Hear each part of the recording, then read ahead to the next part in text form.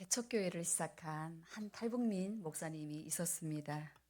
몇 명의 탈북민들이 교회에서 먹고 자면서 그렇게 성경 공부를 했습니다. 그런데 통장에 돈이 다 떨어졌다고 합니다.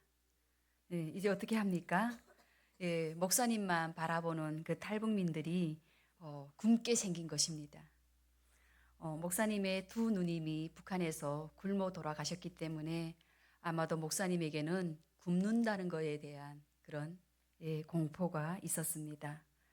그런데 이 목사님뿐만 아니라 그때 그 시기를 겪었던 탈북민들 대부분이 굶는 것에 대한 그런 두려움이 있지요. 목사님께서 식사 기도를 하시는데 얼마나 고민이 됐던지 기도 마무리를 이렇게 했다고 합니다. 예수님의 이름으로 근심했습니다. 그런데 그 기도를 하고 나서 어떤 분으로부터 헌금을 하고 싶다는 연락이 왔다고 합니다. 그래서 계좌번호를 보내드렸는데 1,000만 원을 헌금해 주셔서 깜짝 놀랐다는 그런 이야기를 제가 들었던 적이 있습니다. 여러분, 고아의 아버지라고 불리우는 조지 뮬러를 잘 알고 계시죠? 조지 뮬러는 평생 동안 약 5만 번의 기도 응답을 받았다고 합니다. 그 가운데서 즉각적인 기도 응답만 약 3만 번 받았다고 합니다. 조지 뮬러는 자기가 기도한 내용을 꼼꼼히 기록하는 그런 습관이 있었습니다. 그리고 내가 응답을 받았으면 그 응답받은 날짜까지도 기록을 했습니다. 여러분, 조지 뮬러가 어떻게 기도의 사람이 되었을까요? 이 사람이 처음부터 기도의 사람이 되었던 것은 아닙니다. 조지 뮬러는 1805년 독일에서 태어났는데요. 10살이 되기도 전에 아버지가 관리하고 있던 정부의 돈을 조지 뮬러가 훔칩니다. 그리고 14살이 되었을 때 그의 어머니가 갑자기 세상을 떠났는데 어머니가 돌아가시던 그날 밤에도 새벽 2시까지 노름을 했다고 합니다. 그리고 노름이 다 끝난 다음에 술을 마시고 밖에서 자다 보니까 어머니의 그 임종을 지키지 못했죠. 그리고 16살 때는 특급 호텔에 숙박비를 띄워먹고 도망가다가 이제 잡혀서 감옥에 갇히는 등 이 조지 뮬러는 비행 청소년이었습니다. 그랬던 그가 20살에 신학을 공부하기 위해서 할레 대학에 입학을 하게 되죠. 그런데 신학교에 입학했다고 해서 그의 생활이 한순간에 바뀌었을까요? 네, 안 바뀌었습니다. 여전히 이전과 마찬가지로 하나님을 멀리 떠나 생활을 했죠. 그러다가 조지 뮬러가 20살이 된 11월에 친구와 함께 어느 가정에서 그 모이는 기도회에 참석을 하게 됩니다. 그 모임에서 성경을 읽고 찬양을 하면서 기도하는 그 모습을 보고 야, 내가 정말 이런 걸 원했는데 마치도 보물 상자를 발견한 것처럼 깊은 그런 감명을 받게 됩니다. 그리고 그 모임에서 무릎을 꿇고 기도하는 한 사람의 모습을 보게 됩니다. 거기에서 이 조지 뮬러가 나도 저 사람처럼 되고 싶다. 나는 저 사람보다 더 유식한데 나는 왜 저 사람처럼 기도하지 못하는 것일까? 그렇게 자기 자신을 돌아보면서 그때 감명을 받고 조지 뮬러가 그 모임에 매주 토요일마다 참석하게 됩니다. 그 모임이 끝났을 때 조지 뮬러에게는 알 수 없는 행복과 만족감이 찾아옵니다. 우리도 누구나 한 번은 예수님을 만난 사람은 그러한 경험이 있을 것입니다. 세상에서 줄 수 없었던, 세상에서 맛보지 못했던 그런 즐거움과 평안과 기쁨. 이전에 세상의 쾌락을 쫓으면서 살았던, 그리고 세상에서 맛보았던 그 즐거움과는 도무지 비교가 안 되는 거예요. 그 기도 모임에 참석해서 함께 성경을 읽고 찬양을 하고 그리고 기도를 했는데 내가 여전에 그 세상에서 맛보았던 그 즐거움과는 비교가 안 되는 겁니다. 그것이 이제 조지 뮬러의 인생의 전환점이 된 거죠. 비록 모든 죄를 한 번에 끊어버린 것은 아니지만은 그때부터 조지 뮬러는 더 이상 나쁜 친구들과 어울리지 않았습니다. 그리고 술집과 여인숙에 발을 들이지도 않았고 그리고 자기가 거짓말하던 그 습관도 버렸습니다.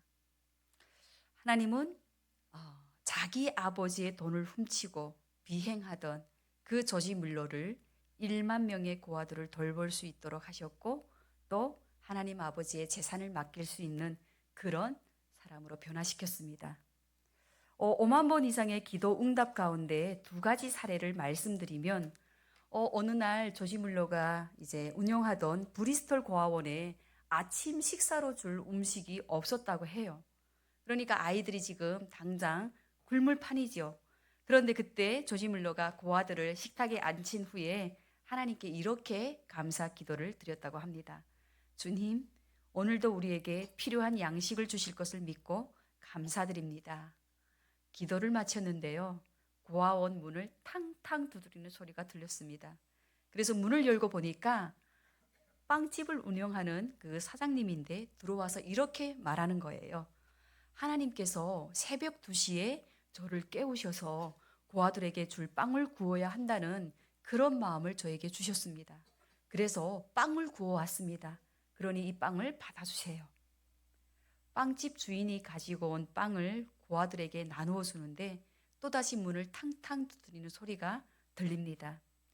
문을 열어보니 이번에는 우유를 배달하는 우유 배달부였습니다. 우유를 배달하려고 이제 수레를 끌고 나왔는데 우유 수레가 고아원 앞에서 딱 고장이 난 거예요. 그래서 이 우유가 상하기 전에 이 고아들에게 주고 싶어서 문을 두드렸던 것입니다. 여러분, 빵을 먹으려면 우유가 있어야 하는데 그날 그 시간 고아원 앞에서 우유 수레가 고장이 났습니다. 안 믿는 사람들은 우연이라고 말할 수 있을 거예요. 그런데 이거는 우연이 아니죠. 조지물러가 기도했고 그리고 하나님께서 일용할 양식을 주실 것을 미리 감사했습니다. 또 하나의 사례는 고아원 건축에 대한 건데요. 이제 고아들을 돌보다가 고아들이 점점 많아지니까 이제 고아들을 위한 집을 지어야 한다는 그런 부담을 가졌다고 합니다. 그런데 조지물러는요, 단 한 번도 사람들에게 후원을 요청한 적이 없다고 합니다. 오직 기도만으로 재정을 구했다고 합니다. 주님, 고아들을 돌볼 수 있는 충분한 공간과 필요한 재정을 우리에게 공급하여 주십시오. 그렇게 기도한 지 36일 만에 한 신자가 기도하는 중에 하나님께서 이 돈을 드리라는 감동을 주셨다고 하면서 1,000파운드 되는 돈을 조지물러에게 가지고 왔다고 합니다. 그 1,000파운드를 지금 현재 가치로 계산하면 수억 원이 넘는 그런 이제 돈이었어요. 기도의 응답을 통해서 재정은 계속해서 공급이 되었죠. 그렇게 고아원의 규모는 계속해서 확장이 되어서 마지막에는 1만 명의 고아들을 돌볼 수 있는 그런 집을 지을 수 있었다고 합니다. 어제 우리는 1038 교회 창립 감사 예배를 드렸습니다. 여러 교회와 또 많은 분들의 기도와 헌금으로 이 교회가 세워졌습니다. 제가 어제 헌금 기도를 드릴 때 여러분 기억하실지 모르겠지만 하나님께 창립 감사 예배로 드려진 이 헌금을 다음 세대를 위해 사용하오니 축복해 달라는 그런 기도를 드렸습니다. 여러분, 만약 조지물러가 자기 개인을 위한 기도를 드렸다면 과연 5만 번 이상 응답을 받을 수 있었을까요? 네, 하나님께서 기뻐하시는 사역을 조지물러는 했던 것입니다. 저는 이 교회에 들어올 때 저 2층에 있는 저 603호도 함께 봤습니다. 하나님, 저 공간을 우리 다음 세대를 위한 공간으로 사용할 수 있도록 하나님 우리에게 허락하여 주십시오. 하나님, 저것을 우리 아이들에게 주십시오. 이 기도를 하고 있습니다. 오늘 본문 36절에 보면 한 여인이 등장하지요. 그런데 그때 시대와는 맞지 않게 성경은 그에 대해서 아주 상세하게 소개하고 있습니다. 이름을 하나만 말하지 않습니다. 아람어 이름은 다비다. 그리고 그 이름을 그리스어로 번역하면 도루가이다 라고 하면서 아람식 이름과 그리고 그리스식 이름 두 개를 소개하고 있습니다. 그리고 그뿐만이 아니라 그를 여제자라고 기록하고 있습니다. 여러분, 신약 성경에서 여제자 마테트리아는 여기에 딱 한 번 등장합니다. 도대체 이 다비다라고 하는 여인이 누구인데 그가 어떠한 삶을 살았기 때문에 성경은 이토록 정성껏 그를 기록하고 있을까? 36절 하반절과 37절에 보면 다비다는 선행과 구제하는 일이 심히 많더니 그때에 병들어 죽음에 시체를 싸서 다락에 누이니라. 이렇게 기록하고 있습니다. 여러분, 한 번 죽는 것은 사람에게 정하신 것입니다. 누구나 이 죽음을 피해 갈 수는 없습니다. 그런데 여러분, 우리가 어떻게 살았느냐는 여러분 다 이렇게 기록이 되어 있습니다. 여러분, 호사유피 인사유명이라는 그런 말이 있죠. 호랑이는 죽어 가죽을 남기고 사람은 죽어 이름을 남긴다. 세종대왕은 한글을 창제하여 모든 백성이 글을 읽고 쓸 수 있도록 했다면 이순신 장군은 12척의 배로 나라를 지켰습니다. 조지물로는 10,000명 이상의 고아들을 돌보면서 사랑의 실천이 무엇인지 직접 보여주었죠. 이런 분들은 단순히 이름만 남긴 것이 아니라 그 사람이 살아온 삶과 그리고 업적까지 그리고 정신까지 우리에게 남겼습니다. 우리도 이런 사람이 되고 싶지 않습니까? 네, 선행과 구제하는 일이 심히 많더니 여기에서 사용한 이 심희라고 하는 단어의 원래 뜻을 보면요. 가득 찬, 완전한, 충만한 이런 상태를 나타냅니다. 영어 성경에는 풀이라고 번역되어 있습니다. 어느 정도껏 했으면 가득 찬, 완전한 이런 표현을 아마 사용하지 않을 것입니다. 그런데 이런 표현을 사용했다고 하는 것은 봤을 때 다비다가 자기 몸이 병들어 다 죽게 되었음에도 불구하고 선행과 구제하는 일을 멈추지 않았다는 거예요. 예, 이런 사람이 지금 죽었습니다. 그러니 그 주위에 이 사람을 아는 사람들이 다 안타까워하는 거죠. 어떤 할아버지가 갑자기 심장이 멎어 돌아가셨다고 합니다. 그래서 할머니가 웅구형 카트를 밀고 영안실로 지금 가고 있는데 카트가 덜컹덜컹 거리니까 갑자기 할아버지가 깨어났다고 해요. 말은 하지 못하고 지금 자기를 따라 밀고 가는 그 할머니를 보면서 자기가 안 죽었다는 손짓을 하더랍니다. 그런데 할머니가 못 본 척 했대요. 예, 왜 못 본 척 했을까요? 못 본 척 하니까 할아버지가 자꾸 이제 꼼지락꼼지락 하면서 자기가 살아있다는 신호를 할머니에게 보냈다고 해요. 할머니가 아니 할아버지를 보고 의사가 죽었대잖아요.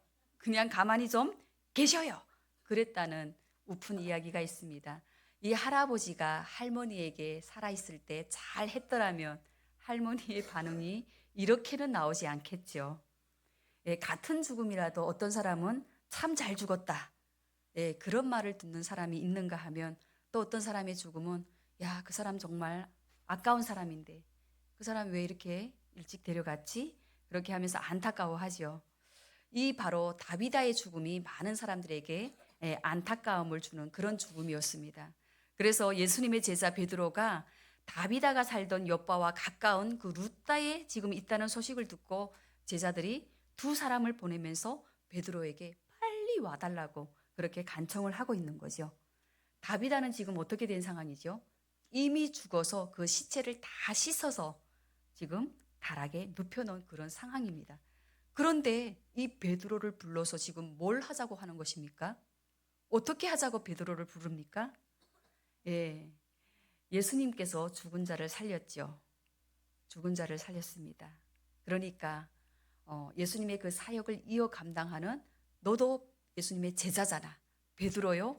예수님의 예제자로 자신의 모든 것을 바쳐 선행과 구제의 삶을 살았던 이 다비다를 당신이 좀 살려달라. 그런 이야기가 아닙니까? 예. 그런데 베드로가 지금까지 수많은 병자들은 고쳤지만 죽은 자를 살린 적은 없었거든요. 그런데 베드로가 와서 기도하자 죽은 다비다가 살아나는 그런 기적이 일어납니다. 어떻게 이런 일이 가능할 수 있었을까요? 예, 바로 믿음의 기도 때문이었습니다. 오늘 본문 38절 39절에 보면 룻다가 욥바에서 가까운지라 제자들이 베드로가 거기 있음을 듣고 두 사람을 보내어 지체 말고 와달라고 간청하여 베드로가 일어나 그들과 함께 가서 이르매. 여러분, 이미 죽었다는 이야기를 들었어요. 그런데 베드로가 있는 그 룻다로 사람들을 보낸 제자들이 믿음이 있었습니다. 그리고 다비다가 죽었다는 그 이야기를 듣고도 달려온 베드로의 믿음이 있었습니다. 예수님께서 병든 자를 고치실 때 보셨던 것이 있죠. 바로 믿음이죠. 믿음. 그 예수님께 스스로 갈 수 없었던 중풍병자가 있었습니다. 그런데 그 중풍병자를 침상에 맨 채로 사람들이 데리고 왔죠. 그런데 예수님이 계셨던 그 집 문 앞까지 사람들이 가득 찾아 이 내 친구가 지붕으로 올라가서 그 지붕을 거두고 이 중풍병자를 예수님 앞으로 달아 내렸습니다. 그때 예수님께서 그 네 사람의 믿음을 보시고 중풍병자를 고쳐주셨습니다. 그리고 제 용서까지 해주셨죠. 또 12해 동안 혈루병을 앓았던 그 여인은 어떻습니까? 그 여인에게는 내가 예수님의 옷자락만 만져도 내 병이 낫겠다. 그런 믿음이 있었습니다. 그래서 그런 믿음을 가지고 예수님의 겉옷자락을 만졌죠. 그때 예수님께서 내 믿음이 너를 구원하였으니 평안히 가라. 이렇게 여인에게 선언해 주셨습니다. 마태복음 9장에서 예수님은 자신에게 나온 그 맹인들에게 이렇게 물으셨습니다. 내가 능히 이 일 할 줄을 믿느냐? 그때 맹인들이 주여 그러하오이다. 이렇게 대답을 했죠. 그러자 예수님께서 너희 믿음대로 되라 라고 말씀하셨습니다. 그러자 그때 맹인들의 눈이 바로 밝아졌습니다. 여러분, 여러분들은 믿음으로 하나님 앞에 기도하는 기도 제목이 있습니까? 기도해도 응답이 되지도 않는데 기도한다고 되겠어? 혹시 이렇게 생각하고 있지는 않습니까? 그런데 여러분들이 얼만큼 믿음을 가지고 기도하느냐에 따라서 그 기도가 응답이 될 수도 있고 응답이 되지 않을 수도 있습니다. 성경에 보면요. 믿음을 보시고 고쳐주신 사건이 가득합니다. 귀신 들린 딸을 고쳐달라고 했던 그 가나안 여인의 모성애적 믿음, 그리고 자기 하인이 병들었다고 예수님께 간구했던 백부장의 그 상전이 가졌던 믿음, 그리고 시끄럽다고 조용히 하라고 했지만 더욱 소리질러 예수님을 다윗의 자손이라고 고백하면서 끈질기게 예수님께 부르짖었던 그 바디메오의 끈질긴 믿음, 이런 믿음의 기도 때문에 그들은 자기들의 병에서 고침을 받았습니다. 다비다가 이제 죽었던 다비다가 살아날 수 있었던 첫 번째 이유가 믿음이었다면 두 번째는 중보 기도의 힘이었습니다. 중보 기도는 다른 사람을 위해 대신해서 기도하는 걸 말하죠. 제가 한 가지 이제 예를 말씀드리면, 제가 초등학교 이제 5, 6학년 부소를 담당할 때 우리 선생님들의 기도 제목을 다 받아가지고 중보 기도를 했습니다. 중보 기도를 하는 가운데 어떤 선생님의 기도 제목이 뭐가 있었냐면 딸 집이 팔리게 해달라는 그런 이제 기도 제목을 올렸습니다. 왜냐하면 이 딸이 여기에 있는 집이 팔려야 자기가 이제 원하는 곳으로 이사를 갈 텐데, 그래서 이 선생님이 자기 딸의 그 집이 팔리게 해달라는 기도 제목을 올렸던 거죠. 제가 그 선생님의 기도 제목, 그 선생님뿐만 아니라 모든 선생님들의 그 기도 제목을 제가 사무실 책상 앞에다가 그리고 이제 파티션 옆에다도 붙여놓고 볼 때마다 기도를 했습니다. 그리고 겨울 성경학교 준비 때문에 이 선생님을 만나게 됐죠. 그리고 같이 정심을 하는데 제가 평소에 이 선생님 기도 제목을 놓고 기도를 하니까 그 기도가 어떻게 되었는지 궁금한 거예요. 그래서 선생님께 물어보려고 하던 그 찰나에 그 딸에게서 전화가 왔습니다. 그러면서 누가 이 집을 보고 갔다는 거예요. 그래서 제가 어떻게 됐는지 또 궁금하잖아요. 그래서 그날 이제 다 지나간 다음에 선생님께 물었죠. 그랬더니 그 날에 그 집이 팔렸다는 거예요. 그때 일이 벌써 작년인데 경제 상황도 별로 안 좋은데 그 집이 이제 1억, 2억 하는 그런 집이 아니거든요. 근데 그 집이 팔렸다는 걸 내가 들으면서 야, 이건 하나님이 응답하셨구나. 하나님이 응답하셨구나. 예. 그래서 하나님께 감사 기도를 드렸습니다. 저는 만약에 그 선생님을 위해서 중보 기도를 하지 않았던 사람은 그 기도가 응답이 됐던 안 됐던 관심이 없었을 것입니다. 근데 저는 기도를 했기 때문에 관심이 있는 거예요. 그 일이 어떻게 되었는지 그 선생님에게 계속 물었던 거죠. 네, 이 일로 인해서 선생님과 저는 기도로 더욱더 하나가 되는 그런 경험을 했습니다. 오늘 본문뿐만 아니라 성경에 보면요, 중보 기도에 대한 응답이 수도 없이 많이 기록되어 있는 걸 볼 수 있습니다. 출애굽한 이스라엘 백성이 모세가 이제 시내산으로 올라가서 하나님의 십계명을 받을 때 모세가 내려오지 않자 그들이 했던 것이 뭐죠? 금송아지를 만들죠. 네, 그 일로 인해서 하나님께서 진노하십니다. 하나님께서 이스라엘 백성을 진멸하고 모세를 통해서 다시 시작하겠다고 하셨을 때 모세가 이스라엘 백성을 위해서 중보합니다. 뭐라고 중보하냐면요. 이제 그들의 죄를 사하시옵소서. 그렇지 아니하시오면 원하건대 주께서 기록하신 책에서 내 이름을 지어부려 주옵소서. 지금 자기의 목숨과 바꾼 그런 중보 기도를 모세가 하고 있는 것입니다. 이 모세의 중보 기도로 이스라엘 백성은 멸망하지 않고 살아날 수 있었습니다. 여러분, 오늘 북한 선교 주일이라고 제가 말씀을 드렸는데 우리가 우리의 동족들을 위해서 모세처럼 기도해야 하지 않겠습니까? 하나님, 우리의 동족들을 살려 주십시오. 저들도 예수님을 믿고 마음껏 하나님께 예배하며 찬양하며 기도할 수 있는 그 날을 앞당겨 주시옵소서. 네, 하나님께서는 기도를 통해 역사하십니다. 그리고 지금도 중보 기도하는 그 한 사람을 찾고 있습니다. 기도는 기껏 해야 내 기도도 하기 바빠서 기도를 잘 안 하죠. 그런데 언제 내가 중보 기도를 하겠어? 그렇게 생각하는 분들이 계실 수 있는데 잘못 생각하신 것입니다. 큰 오산입니다. 하나님께서 뭐라고 말씀하셨냐면 마태복음 6장 33절에 너희는 먼저 그의 나라와 그의 의를 구하라. 그리하면 이 모든 것을 너희에게 더하여 주시겠다고 말씀하셨습니다. 그러니까 우리가 하나님의 나라를 위해서 그리고 하나님께서 사랑하는 그 영혼을 위해서 자기의 기도도 할 수 없는 그 연약한 지체를 위해서 우리가 기도할 때 하나님께서는 그 기도를 보시고 우리의 문제를 우리가 기도하지 않았지만 우리의 문제까지도 해결해 주신다는 것입니다. 예, 성경에서 말씀하고 있는 것이 무엇입니까? 바로 하나님 사랑과 이웃 사랑입니다. 그래서 우리가 하나님의 나라를 위해서 또 우리의 이웃을 위해서 중보 기도할 때 하나님은 우리에게 필요한 모든 것을 더하여 주실 것입니다. 그런데 무엇보다 우리가 왜 중보 기도를 해야 하나? 가장 큰 이유가 예수님께서 우리를 위해 중보 기도하셨기 때문입니다.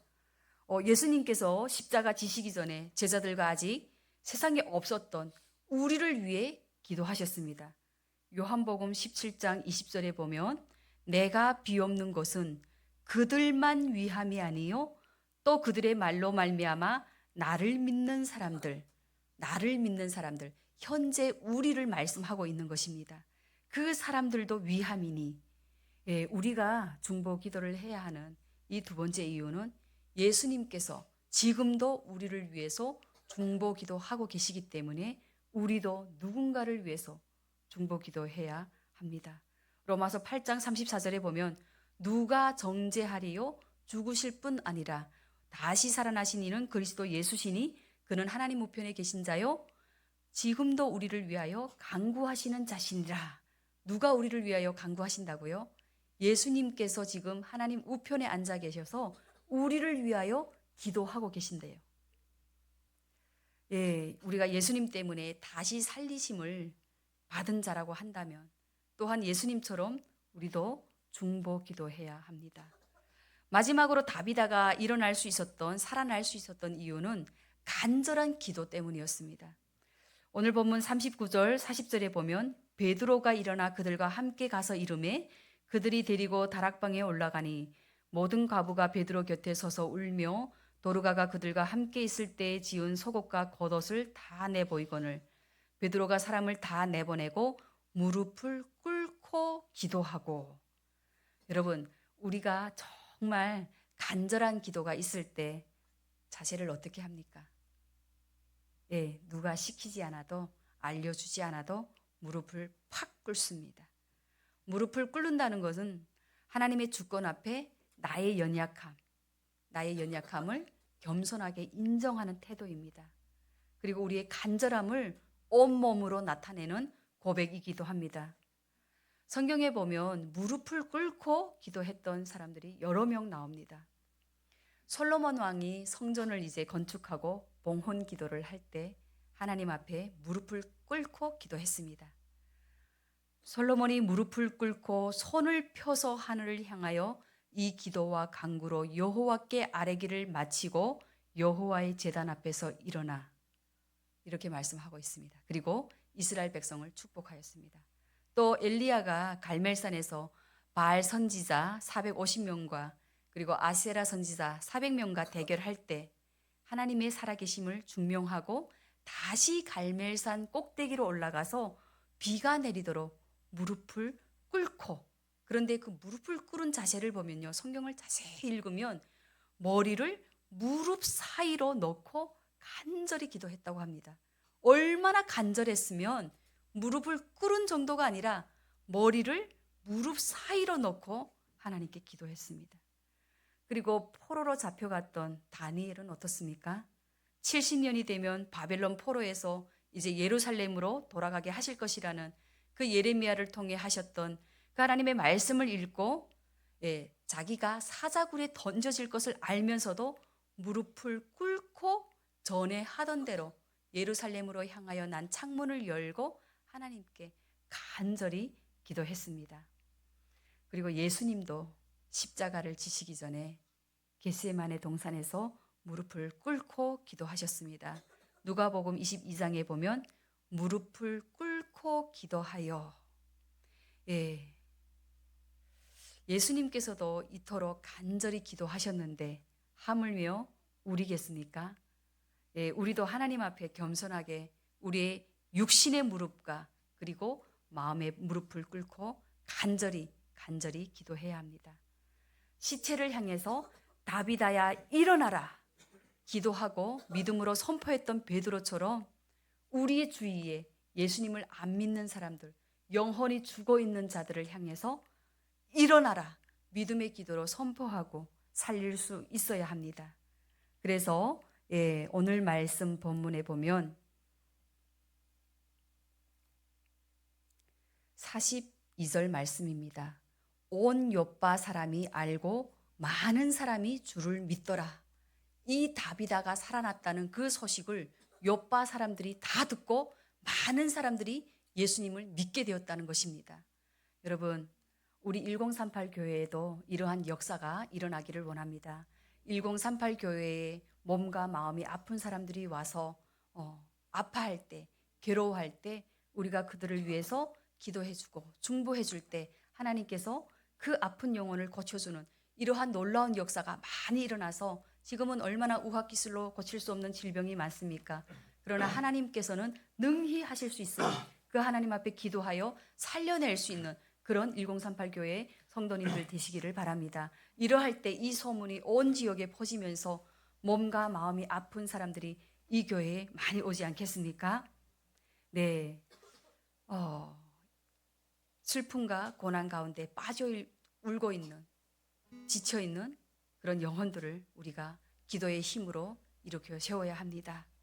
많은 사람들이 예수님을 믿을 수 있도록 간절한 기도로 우리가 그들을 살려내야 될 줄 믿습니다. 고아의 아버지 조지 뮬러가 약 5만 번 이상의 기도 응답을 받을 수 있었던 이유는 바로 구한 것은 받은 줄로 안 그런 믿음이 있었기 때문이었습니다. 두 번째로는 자신을 위한 기도가 아니라 하나님께서 가장 기뻐하시는 연약한 자들, 고아들을 위한 중보 기도를 했기 때문입니다. 그리고 마지막으로는 응답될 때까지 간절하게 끈질기게 기도했기 때문입니다.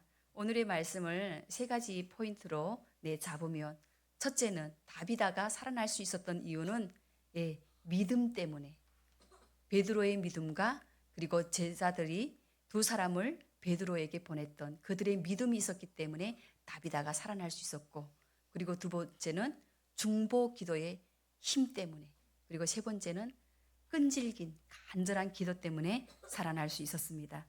여러분은 어떤 삶의 흔적을 남기고 싶습니까?